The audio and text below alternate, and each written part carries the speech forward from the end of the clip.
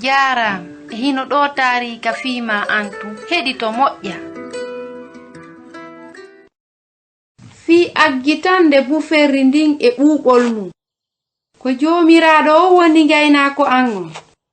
Ka hoore pelle ɗe siwwisiiɗen suka no taƴitude leeɓi dammi ɗin himo yiɗi piindi ndin e gilaasi on ko jalbata kon. Yiilotooɗo ari haa ka laawol fanɗungol wongol ka fello ɗon. A fini e jam, ko honno inneteɗa? A fini e jam, ko Haamidu mi wiyete. Ko antu woni ɗo? Hihi, ko kurte woni ko addimmi, ko dankagol dammi ben andimi woni e waɗude. Awa hara ko a ngaynaako, hara eɗa andi ngaynaako moƴƴo on? O woye, ko hombo woni on? Ko Isa joomi on woni on. Ka nder kitaabul mugaddasi hino wi'a wondema yimɓe ɓen no nandita e baali murtuɗi jokkay ɗi laawi majji on. Ngaynaako moƴƴo on no ɗaɓɓitude en himo faala ardaade on. O danko on o hewtina on ka aljanna nyande goo. Hara o yettaylan ɗo nde mi maayi. Hihi, ko handuɗa e mum ko toragol mo yo wontane ɗum tigi. Miɗo faala waɗugol ɗum jooni. Haamidu no toraare newinde ko ka ɓernde makko nde iwi. Himo faala taweede e ɓe annabi Isa ɓen. Adalde yo yiltito o jokkito laawol makko ngol. O wi'i o Haamidu, hiɗa tawda jooni e ngaynaako moƴƴo on. A waaway soono wo wi'ugol mo ɗum ɗo ko joomiraaɗo o woni ngaynaako an on. Ndaaru hiɗa waawi huutorde kolli maaɗin fii sappagol on aaya ka nder kitaabul mugaddasi. Haamidu fillitike aaya on. O wallini hondu makko ndun e hoore halfeere kala. O hiɓɓi hondu nayaɓuru ndun.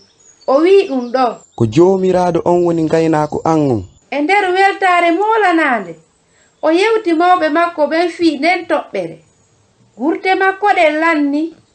Kanko Haamidu himo haani yiltitaade ka duɗal. Saa'i janngugol ngol hewti. Fewndo on say pelle ɗen ka leydi siwwisi no hulɓini fota. Wonde haray bufenri guweɗen no waɗi.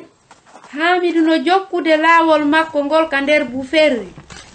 Tunde wootere o nani hito parñitte ɗen. Himo eɓɓuno dogude kono tawilan ni laawaade. Guwe bufenri ndin hundimo buumirimo o fow bufenri ndin. Ay jemma on hewti. Mawɓe makko ɓen fuɗɗi aanude. Ɓe ɗaɓɓitimo ko timmata saayiji buy. Ka sakkitorum ko ɓe yiitimo.